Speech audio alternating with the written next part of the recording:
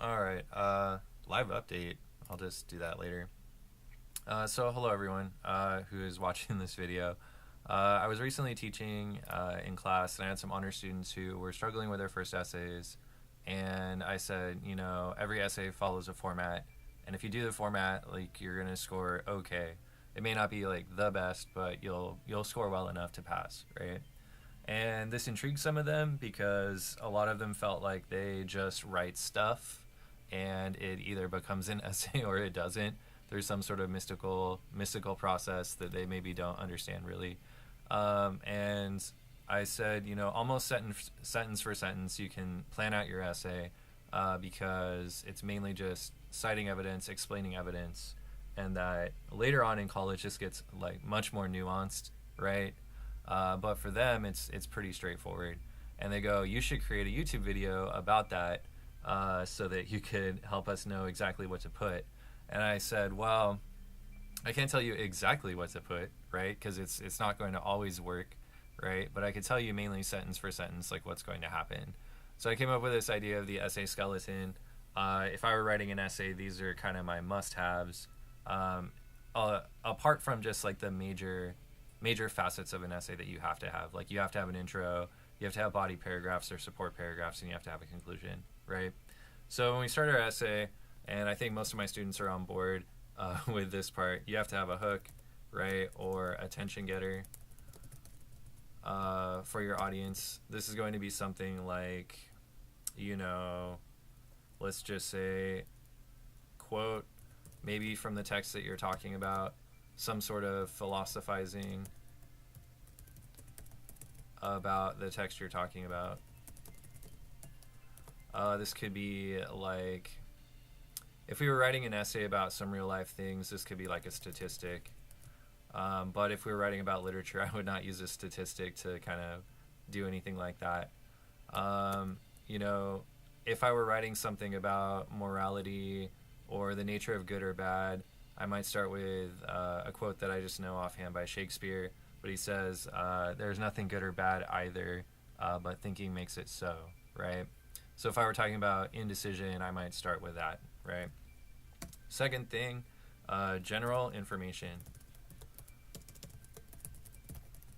about whatever text it is that you're talking about. This should be the title, the author, and maybe some background on the text. Whatever it is that's relevant to your paper. You don't want to give, some insanely long summary of what's going on. You just need the major points, right?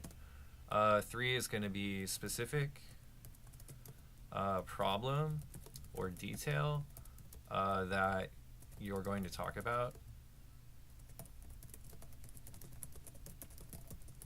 So for example, if I were talking about Julius Caesar by William Shakespeare, a lot of general information might be that, well, in the play Julius Caesar by William Shakespeare, there's a character named Brutus who sees his friend rise to power in ancient Rome, right? Caesar, his best friend, is accused of being incredibly ambitious, right? My specific problem might be that Brutus has to make a decision to either support his friend or kill his friend based on this ambition, right? That's my specific problem. Then I'm going to say something about that thesis statement. I might say, Brutus was wrong to do so because something, right? So I have to make some sort of claim or some sort of statement about what I'm writing about, right? 5, I call this the plan of attack in class. But really it's just how are you going to prove that thesis, right? This could be like some instances the text are, thing 1 you're going to talk about, thing 2 you're going to talk about, thing 3, right? Although it's not always so straightforward, it could be major concepts like Brutus's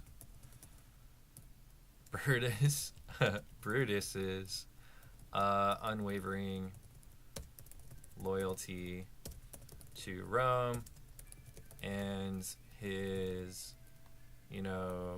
naivety. Oh, that's so bad. Ty.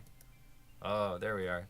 Naivety toward Cassius, or trusting Cassius. He's just overly trustful, right?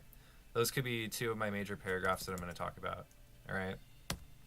Whatever my first thing is in that list, like let's say we're talking about Brutus's loyalty to Rome. Paragraph 1 is going to have to do with Brutus's loyalty to Rome. We have a transition statement, which will be something like, one example of Brutus's loyalty or dedication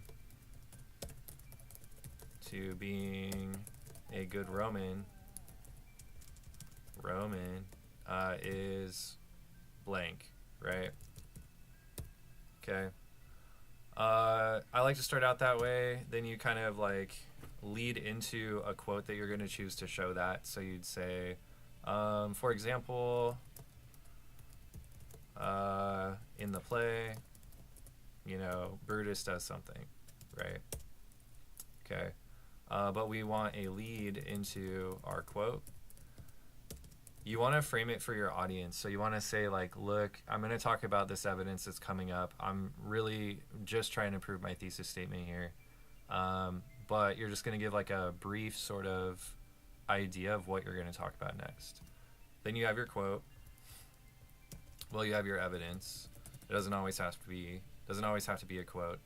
However, no matter what you do with your evidence, you're going to have parenthetical citation. That's just citations that are in a parentheses, right? Remember that should be author's name,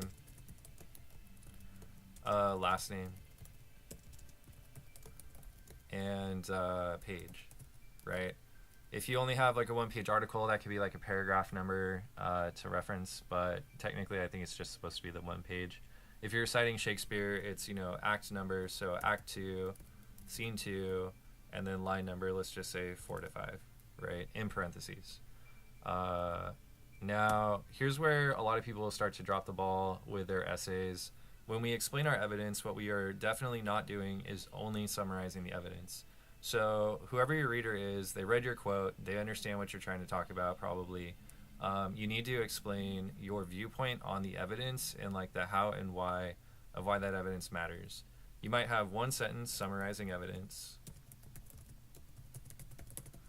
However, if the evidence is so straightforward that you're just going to say the exact same thing over, I would not summarize the evidence there, okay?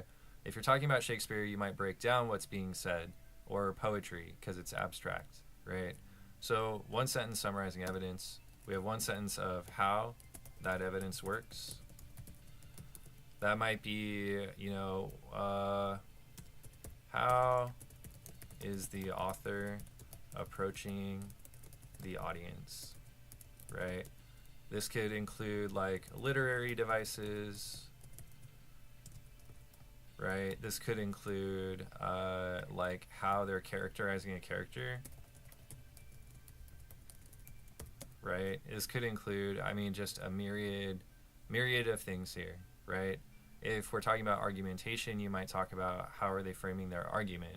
So Cassius like approaches Brutus in a much different way, in a much more subversive way than he probably treats anyone else in the play. He's really trying to get Brutus to come over to his side so that he can overthrow Caesar, right? Then we talk about why that evidence supports your thesis statement. And, I'll just say, and probably why this evidence matters in a grander scheme of things. My students, I tell them to address like some sort of complex issue in their introduction, and that's usually in their thesis statement. So whatever your complex issue is, you're going to bring it back to that. Usually this is some sort of larger, grander scale thing, which can help tie up your elaboration. So if we were talking about Julius Caesar, this demonstrates the complex nature of wanting to be dedicated to your country and yet um, possibly having to betray your friends in order to do so, right? That's a complex issue that's bigger than the play that you can talk about in your why section, right? So we do that essentially until we run out of evidence in our first paragraph. And then we transition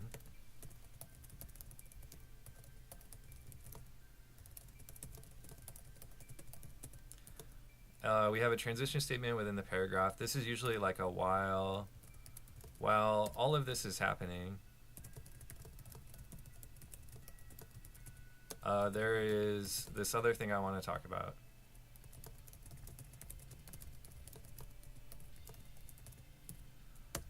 And then you have an echo of that.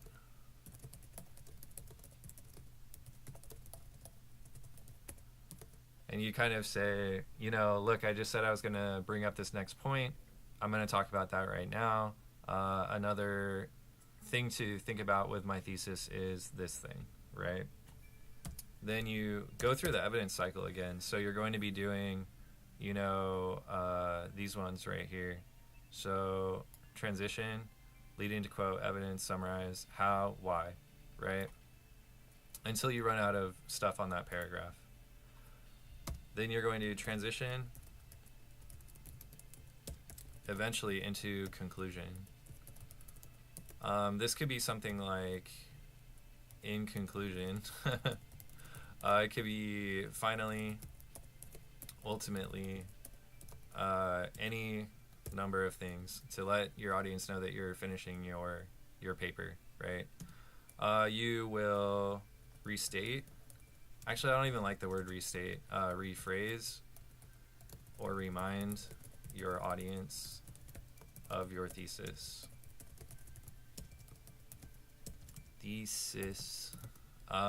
Then what you're going to do is talk a bit about your points. And I mean, I don't know, you don't have to really do this, but I think that it's important to mention anything that you neglected to mention in your body paragraphs.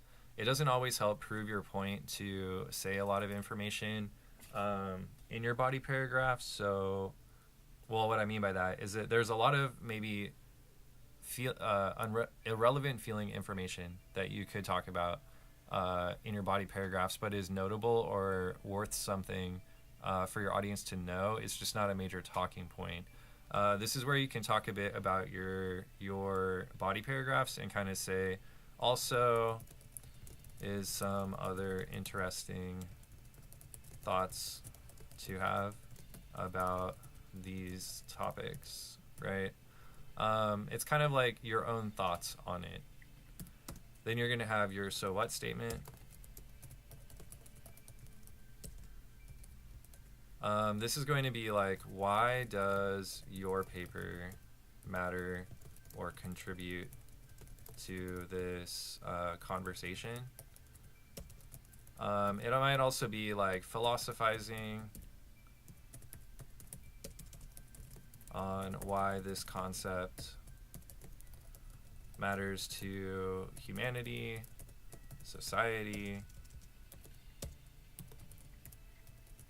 maybe history. It's going to be essentially, why should your audience like care about this, right? What is wrong with conversation? Oh, I see. It's a question, not a statement. Sure, fine. Now, so this is kind of like, again, sentence for sentence, what you should have in your paper. I would be really hesitant to tell you how to write every single one of these sentences because it really is determined by what you're trying to say, right? I would encourage people to begin using like complex sentences.